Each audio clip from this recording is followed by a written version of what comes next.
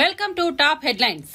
విద్యార్థుల తల్లిదండ్రులకు గర్భశోకం మిగల్చొద్దని కాంగ్రెస్ ప్రభుత్వానికి BRS working president Kalvakuntla Taraka Ramarao సూచించారు. ప్రభుత్వ హాస్టళ్లలో విద్యార్థుల మరణాలపై ఆయన ఆవేదన వ్యక్తం చేశారు. ఈ విషయాన్ని రాజకీయ కోణంలో చూడకుండా విద్యార్థులకు మంచి చేయాలని ప్రభుత్వానికి సూచించారు. ఇటీవల పెద్దపూర్ గురుకుల పాఠశాలలో పాము కాటుకు గురై మృతి చెందిన విద్యార్థి అనిరుద్ కుటుంబ సభ్యులను సిరిసిల్ల జిల్లా ఎల్లారెడ్డిపేట మండలం రాచర్ల బొప్పాపూర్లో పరామర్శించారు.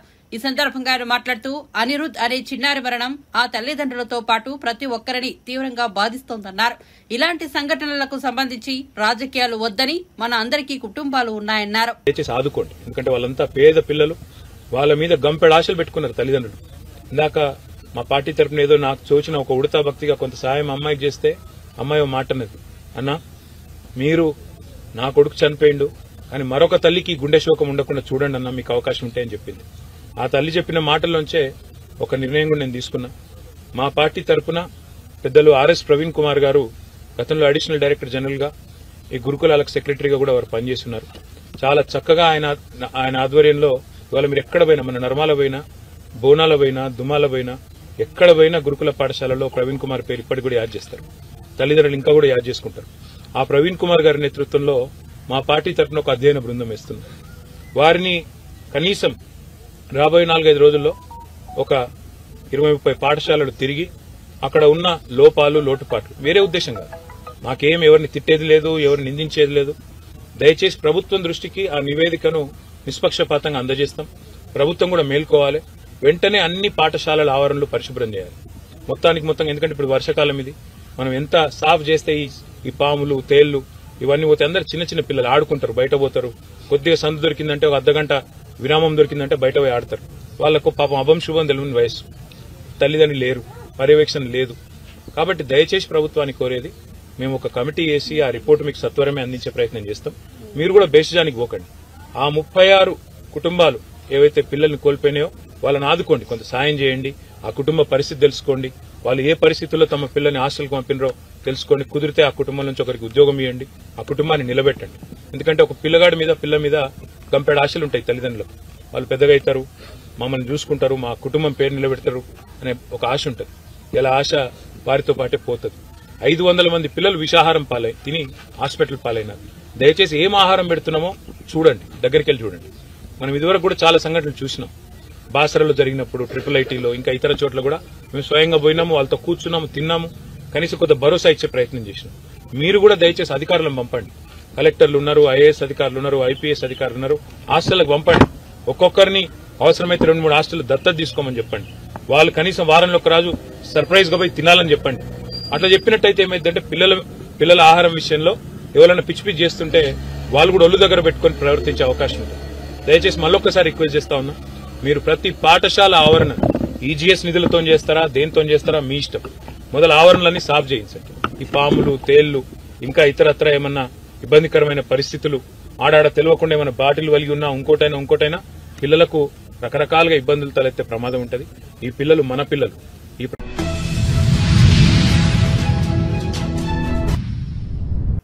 బంగ్లాదేశ్ పరిణామాలు, హింసపై లోక్సభలో ప్రతిపక్ష నేత రాహుల్ గాంధీ ఎందుకు మాట్లాడడం లేదని కేంద్ర మంత్రి బీజేపీ నేత బండి సంజయ్ ప్రశ్నించారు. ఆయన ఎప్పుడు శాంప్లిటోడా భాషనే మాట్లాడుతారని, చైనా చెప్పినట్లు నడుచుకుంటారని విమర్శించారు. కరీంనగర్ లో యువమోర్చా ఆధ్వర్యంలో నిర్వహించిన హర్ ఘర్ తిరంగా కార్యక్రమంలో బండి సంజయ్ పాల్గొన్నారు. ఈ సందర్భంగా మాట్లాడుతూ జాతీయ పతాకాన్ని సగౌరవంగా ప్రతి ఇంటిపై ఎగురవేయాలని, తద్వారా భారత జాతి ఐక్యతను ప్రదర్శించాలని దేశ ప్రజలకు పిలుపునిచ్చారు. మహానీయుల త్యాగాలను మనం స్మరించుకోవాల్సిన అవసరం ఉందని వ్యాఖ్యానించారు. నెహ్రూ కుటుంబానికి లాభం జరిగేలా నెహ్రూ కుటుంబం భజన చేయడమే లక్ష్యంగా దశాబ్దాలుగా కాంగ్రెస్ పార్టీ నడిచిందన్నారు. మహనీయుల చరిత్రను తెరమరుగు చేసే ప్రయత్నం చేసిందని ఆరోపించారు. నెహ్రూ కుటుంబానికి మాత్రమే లాభం జరిగే విధంగా నెహ్రూ కుటుంబ భజన చేయడమే లక్ష్యంగా కాంగ్రెస్ పార్టీ ఇన్ని రోజులు ఈ దేశంలో వివరించింది. చరిత్రను తెరమరుగు చేసే ప్రయత్నం కాంగ్రెస్ పార్టీ చేసింది. అందుకే భారతీయ జనతా పార్టీ ఎట్టి పరిస్థితుల్లో చరిత్రను తెరమరుగు చేసే ప్రసక్తి లేదు. మహనీయుల చరిత్రను రాబోయే తరాలకు తరతరాలు ఉండాలని చెప్పి ఒక ఆలోచనతో ఇవాళ ఈ కార్యక్రమాన్ని తీసుకోవడం జరిగింది. మరి ఈ పరిస్థితుల్లో మహనీయుల త్యాగాల గురించి సెమినార్ నిర్వహించడం, మహనీయుల త్యాగాలను సమాజానికి చూపెట్టే ప్రయత్నం చేస్తా ఉన్నాం మేము. కానీ కాంగ్రెస్ పార్టీ ఏ రోజు కూడా ఎటువంటి కార్యక్రమం నిర్వహించలేదు. ఈ దేశాన్ని వర్గాల పేరుతోని, మతాల పేరుతోని, ప్రాంతాల పేరుతోని ఈ దేశాన్ని చీల్చింది కాంగ్రెస్ పార్టీ. మైనార్టీ సంతుష్టీకరణ విధానం అవలంబిస్తూ చీల్చింది కాంగ్రెస్ పార్టీ. నెహ్రూ యొక్క అరాచకం వల్ల, నెహ్రూ యొక్క అనాలోచిత విధానాల వల్ల లక్షలాది మంది ఆ రోజు ప్రాణత్యాగం చేశారు. కోట్లాది మంది నెహ్రూ యొక్క అనాలోచిత విధానాలు. కానీ బాబాసాహెబ్ అంబేద్కర్ స్ఫూర్తిగా తీసుకొని ఈ దేశం నరేంద్ర మోడీ గారి పాలన కొనసాగుతున్నది. దానికి నిలువెత్తు నిదర్శనం 370 ఆర్టికల్ రద్దు. మన జమ్మూ కాశ్మీర్ భారతదేశంలో అంతర్భాగం అని చెప్పి కాంగ్రెస్ పార్టీ భావించకపోవడం వల్లనే 370 ఆర్టికల్ను ఇన్ని రోజులు కాంగ్రెస్ పార్టీ రద్దు చేయలే. ఇలా భారతీయ జనతా పార్టీ ప్రభుత్వం వచ్చిన తర్వాత నరేంద్ర మోడీ గారి నేతృత్వంలో 370 ఆర్టికల్ రద్దు చేసిన విషయాన్ని మనం గుర్తుంచుకోవాల్సిన అవసరం ఉంది. అలాగే బంగ్లాదేశ్లో అంత దారుణ మారణం జరుగుతుంటే రాహుల్ గాంధీ అనే వ్యక్తి ఇంతవరకు మాట్లాడతలేడు. రాహుల్ గాంధీ మాట్లాడే భాష ఏంటంటే శ్యామ్ పిట్రోడా అమెరికా భాష, అంకుల్ శ్యామ్ పిట్రోడా భాష అమెరికా భాష రాహుల్ గాంధీ మాట్లాడుతుంది. వాళ్ళ చైనా ఏది వద్దంటే రాహుల్ గాంధీ అది పాటిస్తాడు. వద్దన్న దాన్ని రాహుల్ గాంధీ, చైనా ఏది చెప్తే రాహుల్ గాంధీ దాన్ని మాత్రమే పాటిస్తాడు. చైనా విధానాలను, చైనా ఆదేశాలను పాటించే వ్యక్తి రాహుల్ గాంధీ. కాబట్టి ఇటువంటి పరిస్థితుల్లో జాతీయ పతాకాన్ని సగౌరవంగా ప్రతి ఇంటి మీద ఎగిరేయాలి. మన భారత జాతి యొక్క ఐక్యతను ప్రదర్శించాలి. భారతీయులు అందరము ఒక్కటైనటువంటి విధానాన్ని, ఒక నినాదాన్ని ప్రపంచానికి చూపాలని చెప్పి ఒక ఆలోచనతో ఈరోజు ఈ కార్యక్రమాన్ని నిర్వహిస్తూ ఉన్నాం. ఈ దేశంలోని తెలంగాణ రాష్ట్ర యువతకు అప్పీల్ చేస్తూ ఉన్నా, మీ డీప్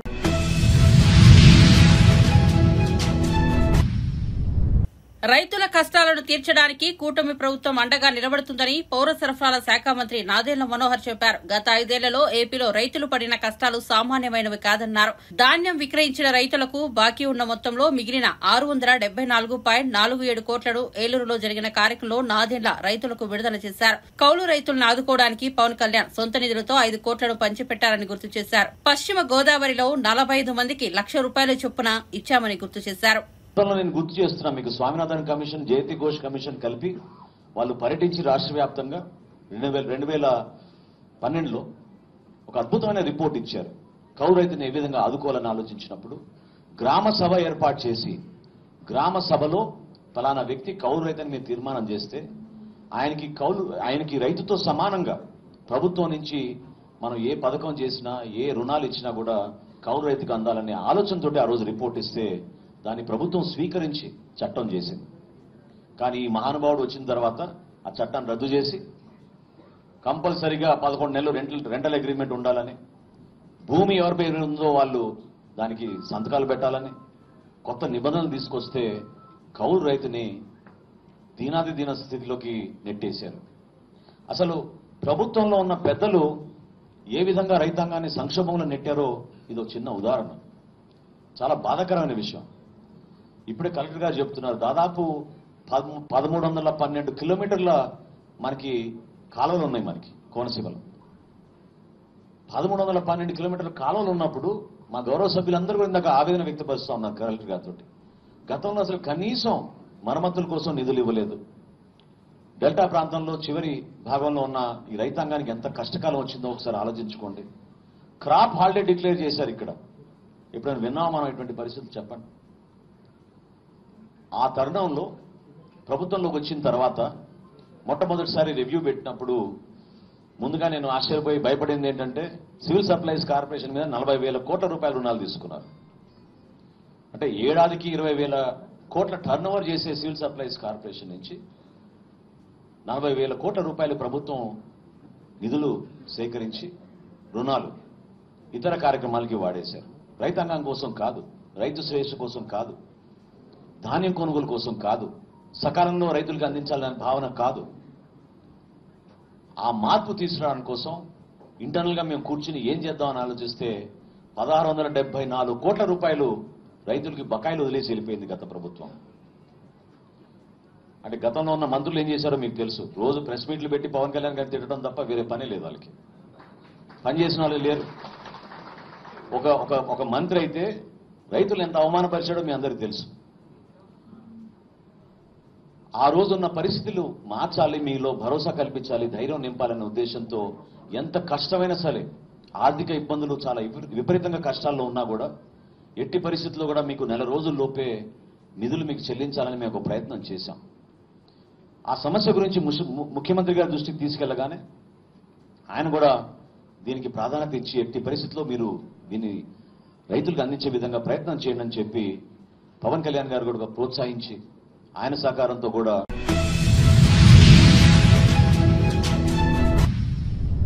కాంగ్రెస్ నేతలు పరాన్న జీవులుగా ప్రవర్తిస్తున్నారని, వారి ప్రవర్తనతో ప్రజలు నవ్వుకుంటున్నారని మాజీ మంత్రి హరీష్ రావు ఫైర్ అయ్యారు. హైదరాబాద్ లోని తెలంగాణ భవన్లో ఆయన మీడియాతో మాట్లాడుతూ సీతారామ ఎత్తిపోతల పథకం కేసీఆర్ కు చాలా ఇష్టమైన ప్రాజెక్టు అని తెలిపారు. బీఆర్ఎస్ ప్రభుత్వ హయాంలో 90% పనులు పూర్తయిన ప్రాజెక్టును కాంగ్రెస్ నేతలు తామే కట్టినట్లుగా చెప్పుకోవడం సిగ్గుచేటని ధ్వజమెత్తారు. అధికారంలోకి వచ్చిన 8 నెలల్లోపే సీతారామ ప్రాజెక్టు కాంగ్రెస్ సర్కార్ పూర్తి చేసిందా అంటూ సెటైర్లు వేశారు. రాష్ట్రంలో సీతారామ ఎత్తిపోతల పథకం ఈ రోజు గౌరవ కేసీఆర్ గారు తన ఇష్టమైన ప్రాజెక్టుగా ఆయన గారు రూపొందించినటువంటి, ఆయన గారు నిర్మించినటువంటి ఈ ప్రాజెక్టు పైన క్రెడిట్ కొట్టేయడానికి కాంగ్రెస్ ప్రభుత్వం ఆపసోపాలు పడతా ఉంది. ఈ ప్రభుత్వ వైఖరి గమనిస్తే ఎట్లా ఉందంటే ఔరంకి షాదీమే అబ్దుల్లా దివానా అనే సామెత గుర్తొస్తా ఉంది. 10 సంవత్సరాల్లో బీఆర్ఎస్ ప్రభుత్వం చేసిన కృషి, ఈ ఫలితాలను, సాధించిన గొప్ప విజయాలను తమ విజయాలుగా చెప్పుకునేందుకు కాంగ్రెస్ పార్టీ పడుతున్న ఆపసోపాలు, ఈ సర్కార్ పడుతున్నటువంటి ఫీట్లను చూస్తా ఉంటే నవ్వొస్తా ఉంది. ఖమ్మం జిల్లా కరువు బాధలు తీర్చాలని సీతారామ ప్రాజెక్టు నిర్మాణానికి సంకల్పం చేసింది కేసీఆర్ గారు.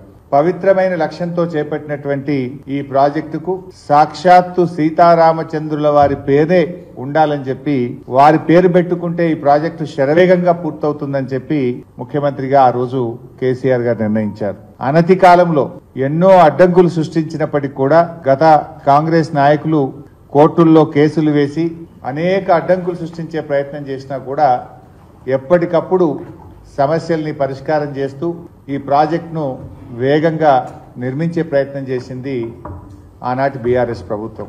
ఇలా ప్రభుత్వం మారినంత వల్ల ప్రారంభించే అవకాశం కాంగ్రెస్ పార్టీకి, ముఖ్యమంత్రి రేవంత్ రెడ్డికి వచ్చింది. ఇక రిబ్బన్ కట్టింగ్ అవకాశం వచ్చింది కదా అని ప్రాజెక్టు కట్టినట్లు కటింగ్ ఇచ్చే ప్రయత్నం చేస్తే జనం నవ్వుకోరా? రిబ్బన్ కట్టింగ్ అవకాశం వచ్చిందని ప్రాజెక్టే తాను కట్టినట్లు కటింగ్ ఇచ్చే ప్రయత్నం చేస్తే ప్రజలు నవ్వుకుంటారు. ఇతరుల ఘనత తమ ఘనతగా చెప్పుకునేటువంటి వ్యక్తిని ఏమంటారు? పరాన్న జీవులు అంటారు. ఇంగ్లీష్ లో అయితే పారాసైట్స్ అంటారు. ఇవాళ మిమ్మల్ని చూస్తుంటే కూడా అదే అనిపిస్తా ఉంది. ఒక ప్రాజెక్టు కట్టాలంటే దానికి సర్వే జరగాలి, డిపిఆర్ తయారు కావాలి, భూసేకరణ జరగాలి, టెండర్ల ప్రక్రియ జరగాలి, నిర్మాణానికి నిధులు సమకూర్చాలి. ఇవన్నీ దశలు పూర్తి కావాలంటే కనీసం కొన్ని సంవత్సరాలు పడుతుంది. 7-8 నెలల లోపలనే మీరు కట్టేసిండ్రు ఈ ప్రాజెక్టు. 7-8 నెలల డిపిఆర్ తయారైంది, మీరు టెండర్లు పిలిచిండ్రు, సర్వేలు చేసిండ్రు, ల్యాండ్ ఎక్విజిషన్ చేసిండ్రు, పంపులు మోటార్లు తెచ్చి బిగించిండ్రు, సబ్ స్టేషన్లు కట్టిండ్రు. 8 నెలల మొత్తం మీరు తయారు చేసి ఇనాగ్రేషన్ చేస్తుండ్రా? నవ్వుకుంటున్నారు జనం మీ యొక్క దాన్ని చూసి. రోజొక్క మంత్రి పోతున్నాడు, పడిపోతున్నారు. వాళ్ళ మధ్య పోటీ నడుస్తుంది. ఇప్పుడు ఫస్ట్ సమస్య ఏంటంటే రోజు పేపర్లు చూస్తుంటే 3 ఖమ్మం జిల్లా మంత్రుల మధ్య పోటీ నడుస్తుంది. ఒక ఆయన పోగానే తెల్లారి ఇంకో ఆయన పోతాడు, తెల్లారి ఇంకో ఆయన పోతాడు. మీరు 3 ఎట్లా పోతారని నీళ్ళ మంత్రి పోతాడు, నీళ్ళ మంత్రి ఎట్లా పోతాడని ఇప్పుడు ముఖ్యమంత్రి పోతాడు. ఇది నడుస్తుంది ఖమ్మం జిల్లాలో. గమ్మత్ ఏంటంటే పోనీ మీరు చేసిన దానికి ఏదైనా చెప్పుకునే ప్రయత్నం చేసినా బాగుండు.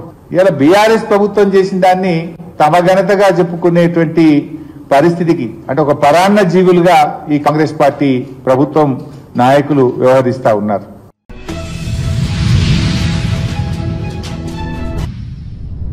ఏపీ హోంమంత్రి వంగలపూడి అనిత రాజమండ్రి సెంట్రల్ జైలును సందర్శించారు. జైలులో ఖైదీల సౌకర్యాలు పరిశీలించారు.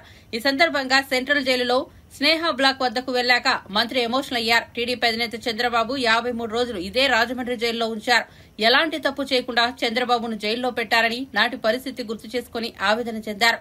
ఇవాళ పరిస్థితులు తారుమారయ్యాయని ఈ సందర్భంగా మీడియాతో మాట్లాడుతూ అన్నారు. క్షమాభిక్షపై ఖైదీల విడుదల ఆగస్టు 15కు ఉండదని హోంమంత్రి అనిత స్పష్టం చేశారు. ఆగస్టు 2వ తేదీ గాంధీ జయంతి రోజున ఖైదీలు విడుదల ఉంటుందని అన్నారు. కొన్ని ఫైల్స్ పరిశీలించాల్సి ఉన్న కారణంగా కొంత సమయం ఆలస్యమవుతుందని హోంమంత్రి వంగలపూడి అనిత చెప్పారు. 483 మెంబర్స్ ఈ రోజు స్టేట్ వైడ్ ప్రిజనర్స్ కింద ఉన్నారు. అందులోని సుమారుగా అంటే ఓవరాల్ గా చెప్పాలంటే 700 ఓవర్ క్రౌడ్ ఉంది. ఇక్కడ కూడా రాజమండ్రి సెంట్రల్ జైల్లో కూడా 1200 యాక్చువల్గా కెపాసిటీ, ఇప్పుడు 1250 మెంబర్స్ ఈరోజు అక్కడ ఓవర్ క్రౌడ్, ఒక 50 మెంబర్స్ ఓవర్ క్రౌడ్ కూడా ఉన్నారు. అంటే ఇందులోని మేజర్గా మేము అందరం కూడా చూసేసరికి సాధారణంగా మేము గవర్నమెంట్లోకి వచ్చిన తర్వాత కూడా ఎక్కువగా గాంజా మీద దృష్టి పెడుతున్నడానికి కూడా కారణం కూడా ఇక్కడ మేము సెంట్రల్ ప్రిజన్స్, మేము ఏదైతే వైజాగ్ ఒకసారి సెంట్రల్ ప్రిజన్ నేను విజిట్ చేయడం జరిగింది. అట్ ద సేమ్ టైం ఇప్పుడు సెంట్రల్ ప్రిజన్ రెండోదైన రాజమండ్రి సెంట్రల్ ప్రిజన్ కూడా మేము చూడటం జరిగింది.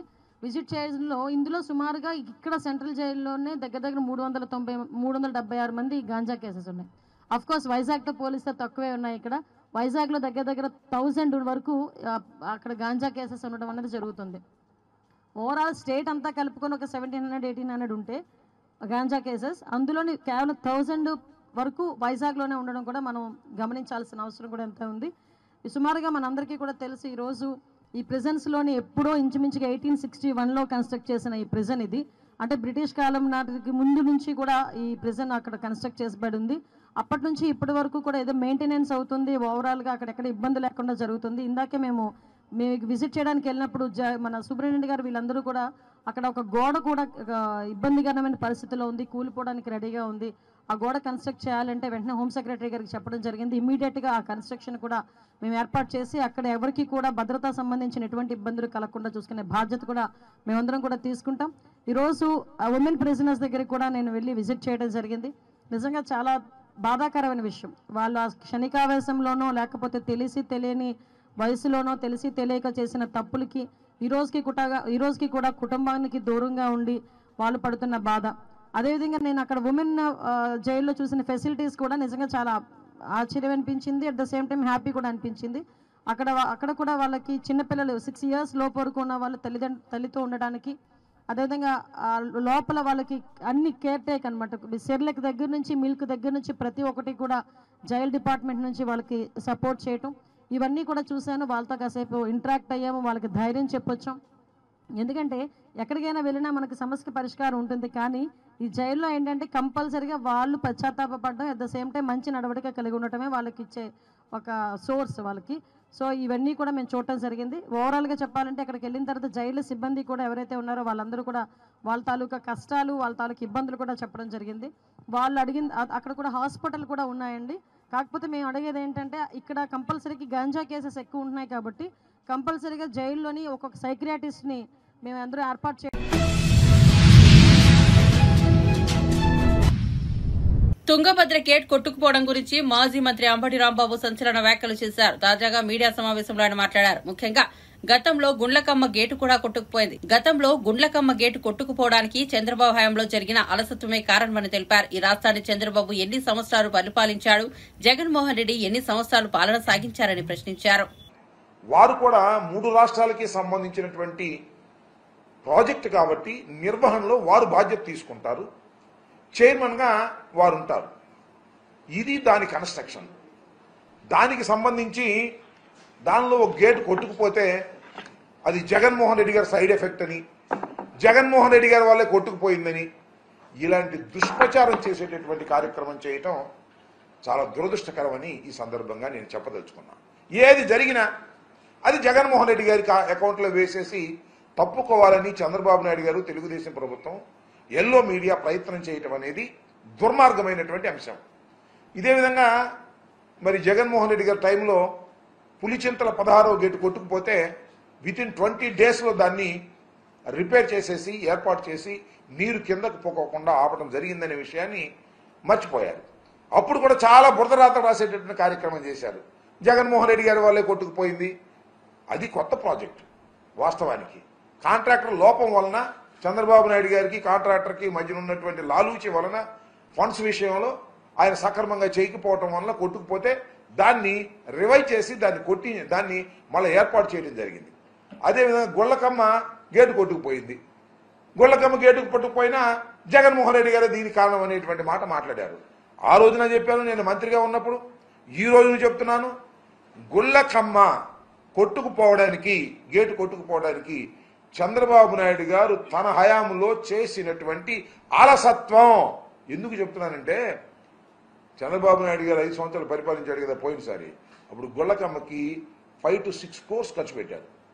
దేనికి ఖర్చు పెట్టారు తెలుసా? పెయింట్ వేయటానికి, విగ్రహం కట్టడానికి, అక్కడ బ్యూటిఫికేషన్ కోసం 6 crores దే స్పెండ్.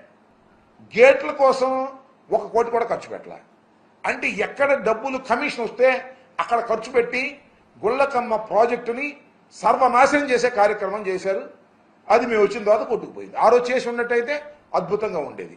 కానీ ఈ విధంగా ఏది జరిగినా జగన్మోహన్ రెడ్డి గారి అకౌంట్లో వేయాలనేటువంటి ప్రయత్నం చేయటం చంద్రబాబు నాయుడు గారికి తగదు అని ఈ సందర్భంగా నేను చెప్పదలుచుకున్నాను. నిజానికి తుంగభద్ర 71 సంవత్సరాల పూర్వం, అంటే మేము పుట్టక ముందు అది నిర్మాణం చేసినటువంటి ప్రాజెక్ట్. చాలా పత్రికల్లో, వాళ్ళ పత్రికల్లోనూ రాశారు 45 సంవత్సరాలు వరకు అది గ్యారంటీ పీరియడ్. 45 సంవత్సరాలు దాటి ఇప్పుడు 71 సంవత్సరం అయింది. దాని రిపేర్లు ఎప్పటికప్పుడు చేస్తూ ఉండాలి. 40 సంవత్సరాల నుంచి కూడా సక్రమంగా చేస్తూ ఉండాలి. చంద్రబాబు నాయుడు గారు ఎన్ని సంవత్సరాలు పరిపాలన చేశారో మీకు తెలుసు. జగన్మోహన్ రెడ్డి గారు 5 సంవత్సరాలు పరిపాలన చేస్తే జగన్మోహన్ రెడ్డి గారు సరిగా చేయకపోవటం వల్లే పోయిందనేది ఒక ఉమ్మడి ప్రాజెక్ట్. అది కర్ణాటక, ఆంధ్రప్రదేశ్, తెలంగాణ స్మాల్ షేర్ ఉంది. మొత్తం సిడబ్ల్యూసి చూసుకుంటుంది. ఆ నిర్వహణ వేరే ఉంటుంది. ఫండ్స్ మనం కేటాయిస్తాం. అయితే మనకు కూడా కొంత అజమాయిషి ఉండే మాట వాస్తవం. దీన్ని జగన్మోహన్ రెడ్డి గారి మీద నెట్టేందుకు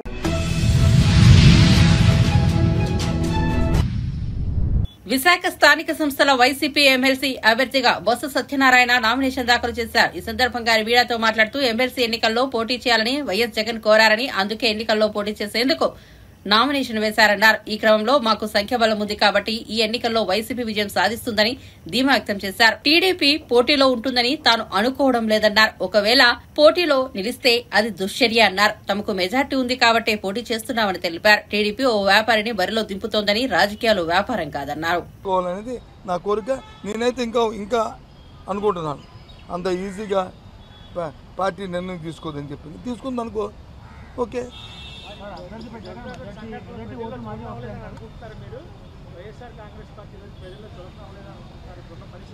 నేను ఎందుకు అనుకుంటాను? ఇది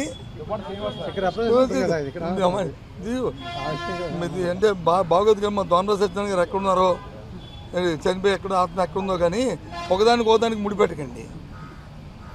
ఒకదానికి ముడిపెడితే ఇంకెక్కడికి వెళ్ళిపోతుంది. నేను మాట్లాడడం నేను నా స్థాయిలో నేను మాట్లాడడం బాగోదు, ఎక్కడికో వెళ్ళిపోతుంది. నీకు అర్థం, నువ్వు షర్ట్ వేసుకున్నావు, లోన్ ఏమవుతుందో నాకు తెలియదు అనుకుంటున్నావా? నేను షర్ట్ వేసుకున్నావు, నాకేమవుతుందో తెలియదు అనుకుంటున్నావు. అందుకు ఇవన్నీ అప్రస్తుతం. ఇక్కడ వరకు కన్ఫైన్ అవుదాం, మనం ఈ రాజకీయం వరకు కన్ఫైన్ అవుదాం, మిగతా విషయాలు వద్దు. Okay, bye, see you, good luck. మీరు నాయకులేండి, నేను ఎవరు కాదండి. ఎలాగే నాకు అర్థం అవుతుంది. పుట్టాను, పెరిగాను, ఇక్కడ ఉన్నాను, నా భార్య ఇక్కడ ఉంది, నేను ఇక్కడ ఉన్నాను, నా ఇల్లు ఉంది, నా వాగులు ఉంది, ఆస్తి ఉంది. ఇప్పుడు మరి మిగతా వాళ్ళ సంగతి చూసుకుంటే నేను అసలు ఆడికి వెళ్ళను. నేను ఆడికి వెళ్ళను, నాకు లీస్ట్ బాధరావు. కానీ ఎలాగా కంపారిజన్ చేసుకుంటే మిగతా ఆ విషయాన్ని మిగతా వాళ్ళు అడగండి, అప్పుడు నన్ను అడగండి. అట్లుంచండి. అలాగే మా ఏందో అన్నాడు సాక్షి కదా, అటు సాక్షితో రండి, వెస్ట్లో రండి, ఈస్ట్లో రాకండి. ఓకేనా, bye, see you, good luck.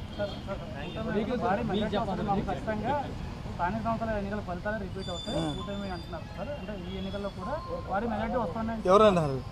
నీ పేరు చెప్పు, నాయకులని చెప్పుకోను. నాయకులని చెప్పారు కదా 14వ తారీఖు నాడు ఆయన అడుగు, లేదా నన్ను అడుగు, దాన్ని చెప్తారు. అది అయిపోయిన వరకు నేను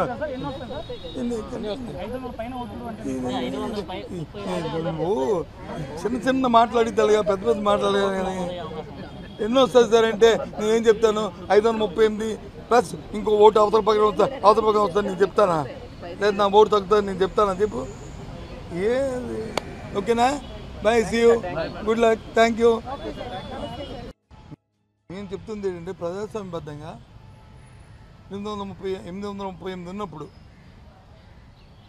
530 పైసలకే మా పార్టీకి ఉన్నప్పుడు నేను ఇవాళ పేపర్లో చూశాను, ఇవాళ నిన్న ఎవరో ఒక ఇండస్ట్రీస్ వచ్చి పోటీగా పెడతారు అనే విషయాన్ని నేను చూశాను. దేనికోసం పెడుతున్నారు? ఎందుకోసం పెడుతున్నారు? వ్యాపారం కోసమా? రాజకీయం అంటే ఇది వ్యాపారమా?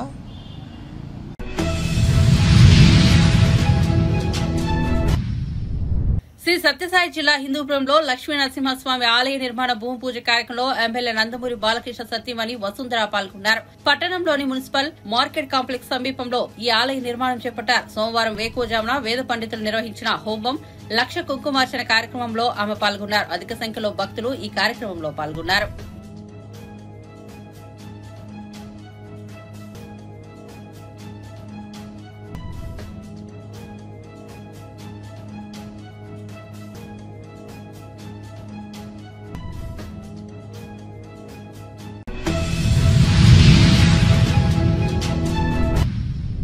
విజయవాడలో నిర్మించిన అంబేద్కర్ సామాజిక న్యాయ శిల్పం సముదాయంలోకి కొంతమంది వ్యక్తులు ప్రవేశించి ఆ విగ్రహాన్ని ధ్వంసం చేయడానికి ప్రయత్నించడం చాలా బాధాకరమని, అంబేద్కర్ అంటే ఒక రాజ్యాంగ నిర్మాతగానే కాకుండా ఆయన ఒక ప్రపంచ మేధావిగా, ఈ ప్రపంచానికి ఒక దిక్సూచిగా, అనేక మంది విద్యావేత్తలకు ఆదర్శంగా, ఒక దేశాలకు స్ఫూర్తిగా ఉన్న అటువంటి మహానుభావుడు విగ్రహం దగ్గరకు ఇటువంటి వ్యక్తులు వెళ్లడం బాధాకరమని, ఇది ఈ రాష్ట్ర ప్రతిష్టను దెబ్బతీసేలా ఉందని ఆంధ్రప్రదేశ్ శాసనమండలి చైర్మన్ కోయే మోషేష్ రాజు పేర్కొన్నారు.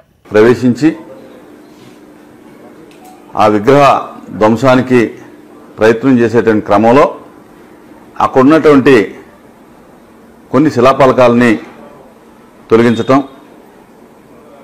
ఆ యొక్క స్మృతివనంలో ఉన్నటువంటి కొన్ని వస్తువుల్ని పాడు చేయటం అనేది చాలా బాధాకరం. ఎందుచేతనంటే ఆ యొక్క విగ్రహం ఈ రాష్ట్రంలోనే, ఈ దేశంలోనే, ఈ రాష్ట్రానికి ఒక మాన్యుమెంట్గా ఉన్నటువంటి ఆ యొక్క విగ్రహాన్ని పాడు చేయాలని ప్రయత్నించడం అనేది చాలా దురదృష్టకరం. దీన్ని నేను తీవ్రంగా ఖండిస్తా ఉన్నాను. ఎందుచేతంటే డాక్టర్ బాబాసాహెబ్ అంబేద్కర్ అంటే ఒక రాజ్యాంగ నిర్మాతగానే కాకోకుండా ఆయన ఒక ప్రపంచ మేధావిగా, ఈ ప్రపంచానికి ఒక దిక్చూసిగా, అనేక మంది విద్యావేత్తలకి ఆదర్శంగా, అనేక దేశాలకి స్ఫూర్తిగా ఉన్నటువంటి ఆ యొక్క మహానుభావుని యొక్క విగ్రహ సముదాయంలోకి అటువంటి వ్యక్తులు వెళ్ళటం బాధాకరం.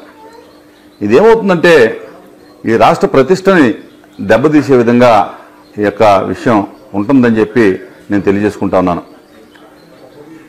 ఈ యొక్క దళితులు, అణగారిన వర్గాలు, పేద వర్గాలు ఈ రోజున అభివృద్ధి చెందారు, అభివృద్ధి చెందుతున్నారంటే కనుక ఆయన యొక్క అంబేద్కర్ యొక్క ఆలోచన విధానం చెప్పి నేను తెలియజేస్తా ఉన్నా. అదే రకంగా భారతదేశం ఈ రోజున ప్రపంచ దేశాల్లో అగ్రస్థానంలో ఉందంటే కనుక భారత రాజ్యాంగమే దానికి ముఖ్య కారణం చెప్పి కూడా నేను తెలియజేసుకుంటా ఉన్నా. భారత రాజ్యాంగం ఇంత పెద్ద లిఖిత రాజ్యాంగం ఈ ప్రపంచంలో ఏ దేశంలోనూ కూడా లేనటువంటి పరిస్థితి. పటిష్టమైనటువంటి రాజ్యాంగం. ఈ రోజున ఈ దేశం అనేక కులాలు, అనేక మతాలు, అనేక ప్రాంతాలు, అనేక భాషలు, అనేక సంస్కృతులతో ఉన్నటువంటి ఈ భారతదేశం, ఏకత్వంలో భిన్నత్వం కలిగినటువంటి ఈ భారతదేశం ఇంత పటిష్టంగా ఉండటానికి ముఖ్య కారణం మన భారత రాజ్యాంగం, దాని రచనా విధానం, పటిష్టమైనటువంటి ఆలోచన శక్తి ఈ రోజున ఈ దేశాన్ని ఇంత గొప్పగా పేరు ప్రఖ్యాతులతోటి నిలబెట్టిందని చెప్పి నేను తెలియజేసుకుంటా ఉన్నా. అందుచేత అటువంటి విగ్రహం జోలికి కానీ, లేకపోతే ఆ యొక్క అంబేద్కర్ యొక్క స్మృతివనం జోలికి కానీ వెళ్ళటం అంటే అది రాజ్యాంగం మీద దాడిగా భావించాలి. అలాగే దళితుల మీద, పేద వర్గాల మీద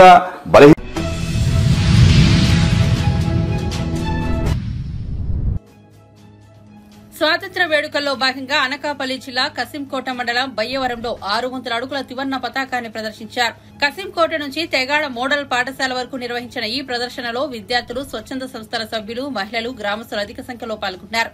ర్యాలీలో కొనసాగిన పరిసరాలు వందే మాతరం నినాదంతో మారుమోగాయి. స్వాతంత్ర్య ఉద్యమంలో ప్రాణాలు అర్పించిన నాయకుల త్యాగాన్ని గుర్తు చేసుకుంటూ ఈ భారీ త్రివర్ణ పతాకాన్ని ప్రదర్శన చేపట్టారు.